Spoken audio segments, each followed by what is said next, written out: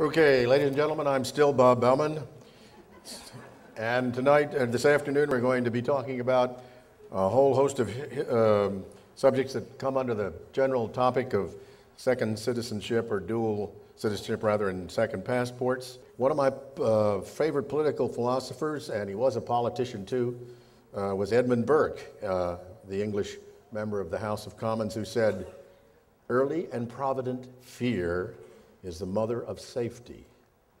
Something you should keep in mind no matter what you're going to do, get married or something else. Early and provident fear is the mother of safety. Well, when I was a member of the Congress from Maryland, the 1st District, back in the 1980s, 1985, some of you, I can tell by looking, would remember the capture of a TWA, that long-gone airline flight from Lebanon, which was taken over by Iranian Shiite terrorists and held for almost a week or 10 days and flying back on the tarmac between Libya and various places. And the terrorists collected the passports of everybody on that plane, and the Israeli citizens and the U.S. citizens, they put them in a special section, and they told the authorities that they were, until they got their demands, which I think had to do with the release of some previously arrested terrorists, they were going to kill one person each however many hours.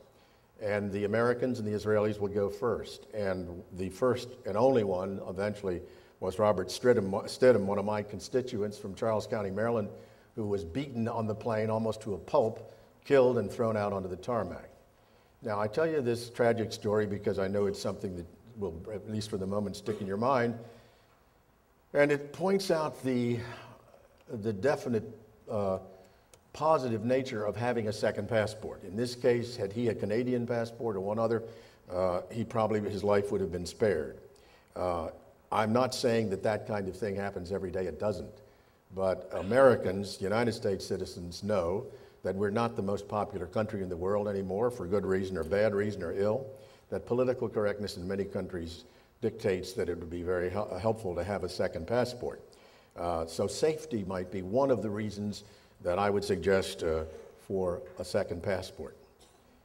Another reason would be to avoid, at least when you're outside of your home country, some of the restrictions that countries now impose. Passports are not a legal right constitutionally guaranteed, even though the United Nations Charter, in its very specifically, endorses and says that each person in the world has the right to travel freely.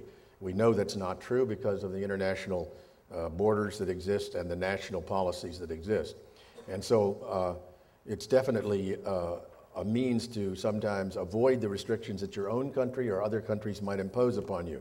For instance, in the United States, there are certain restrictions that can be imposed about your passport. If you owe more than $2,500 in back child support under any state court order, they do revoke automatically your passport. You can't leave the country until you pay up. That's a more recent, it used to be $5,000, now $2,500. And there are certain claims that the IRS can make that might block your travel. So sometimes it's good to have, at least when you're outside the country, the ability to use a second passport. Now, there are certain questions that arise about having two passports, dual nationality it's called.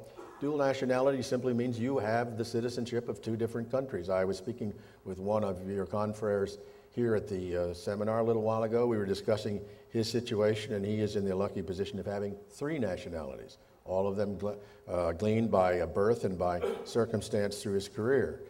And so he doesn't have to worry about acquiring it. He's got three nationalities.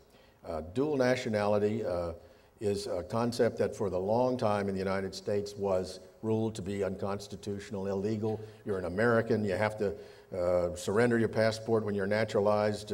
This was the law and so on. In fact, the oath still says that you abjure any allegiance to any foreign potentates and so on, and that's the end of your former nationality. Well, in the 1970s, after the Vietnam War, when the issue arose about draft deserters, or whatever you want to call them, those who went to Canada, the question was, did these people use their Did they lose their nationality? Did they revoke by their actions their citizenship in the United States? And in that context, dual nationality became an issue too. And the court ruled no, they didn't lose their American citizenship because it takes a willful act clearly expressed by the citizen to end their citizenship. And today there's a federal law that describes how you do it. You must go to an embassy in a foreign country, an American embassy, fill out a form, sign it, it's notarized, and when the State Department, a month or 2 months, whatever, sends you the certificate of non-citizenship or whatever they call it, that's when your citizenship ends. So it can't be done anymore by voting in a foreign election, fighting in a foreign military force, serving as president of, I believe it was Estonia, an American did. All of these things, there was a time you could lose your citizenship. So dual nationality is allowed in these cases too. It's upheld. But if you go to the State Department website today, you'll find language that seems to say, no, dual nationality is not accepted. The government doesn't like dual nationality for the implications that I've mentioned here today. Now, there are some passports, and we'll be hearing about some today, but there's some passports that in this modern age are worth a lot more than others. For instance, the 27 countries that comprise the European Union, if you have any way of achieving citizenship in those countries, you have free rein to some degree, but free rein to travel all across the European Union, to set up a commercial operation, to go and live there. You don't have to start all over in every other country. And there are certain ways that you could achieve EU citizenship. One of the easiest ways, if you have an Irish parent or grandparent, Ireland is one of the countries that bases dual citizenship or second citizenship on ancestry. And you can acquire by going through the research, producing the documents in a matter of a year or so. As you heard Erica Nolan, she has dual citizenship with Ireland because of her family background. Italy also has a similar program. Poland, just in the last few years, has adopted this, so a lot of people in Chicago might be eligible for citizenship there. And Lithuania also, but Lithuania is one of those countries that doesn't allow dual citizenship. They say you got to give up your foreign citizenship. So those are all possibilities.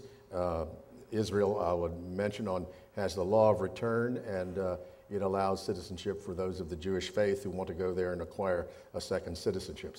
But the EU is one that is highly prized and one that you might want to investigate based on your background. So before I introduce our speakers, I want to make one last point here, and that is passport fraud. You can pick up The Economist or some other the International Herald Tribune Paris edition or the European edition, and you'll find classified ads in the back for passports, and they'll list a whole list of countries that you can buy a passport. And when you contact these people, they'll want 25,000, 30,000. What country do you want? We'll get it for you.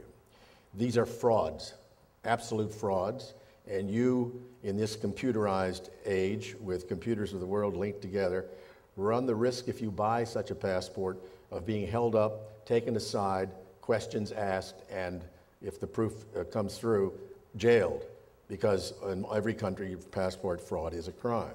But yet, these people either produce these passports themselves, or a great number of passports are stolen. Last year, the United Kingdom, one of the best passports going, admitted that there were some thousands of passports that had disappeared. Belgium used to distribute its passports through its town halls. As a result, thousands of Belgian passports disappeared 4 or 5 years ago. Other countries are involved in scandal. 10 years ago here in Panama, one of the ministers was fired, not because she had given out passports, but because she revealed that the president told her to do it to people that he liked to get, foreigners who wanted passports. Neither one are in office now. But so the passport has to be a good passport, it has to be respected, it has to be legal, so it would be a good idea to get a lawyer if you're considering acquiring a second citizenship or another passport, one of whom I will now have the honor to introduce to you. Ronalda Marachelli is an old friend of mine. We've been working with her now for a better part of a decade. She is an expert on Panamanian immigration law and many other aspects of law. She graduated cum laude, I think maybe even before Hillary Clinton did, although she's, I don't think she's that old, but she has a very distinct, I recommend read her biography because she has a very distinguished career, educated in the United States and in Panama, and of activities. She's also the unusual thing, a lawyer who knows how to write clearly. She was a member of the press for some time. But I know her as a colleague and someone that I work with very carefully. When I have questions about immigration law in Panama, I call Reynalda. And she tells me that only today she has been in an advisory capacity to the government of Panama writing their new law, which has just been passed, and the rules and regulations that flesh it out. She tells me should be ready in a few months. She'll have things to tell you about the new law and what's available in the way of visas and so on. But so it is my great pleasure to introduce our first speaker. I hope she's back there. Oh, there you are, darling. Okay. Excuse me, I shouldn't say that. I understand that Obama called a reporter sweetie the other day, so he's really in trouble. Ronaldo Monticelli.